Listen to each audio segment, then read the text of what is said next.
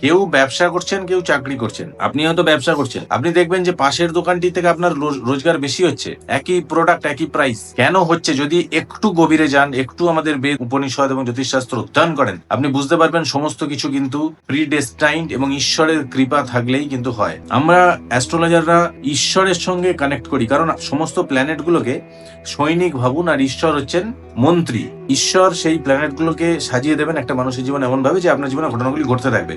অ্যাস্ট্রোলজাররা কি করেন? সেটাকে রিড করেন, করে আপনার সম্পর্কে বলেন।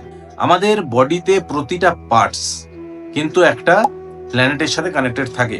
যেমন আমাদের যে ডাইজেশন সিস্টেম, আমাদের গল ব্লাডার, আমাদের লিভার বৃহস্পতির সঙ্গে কানেক্টেড, আমাদের স্কিন শুক্রের সঙ্গে কানেক্টেড, আমাদের হাড় শনির সঙ্গে কানেক্টেড, আমাদের হার্ট রবির সাথে কানেক্টেড। প্রতিটা পার্টস কিন্তু এক একটা গ্রহের সাথে কানেক্টেড।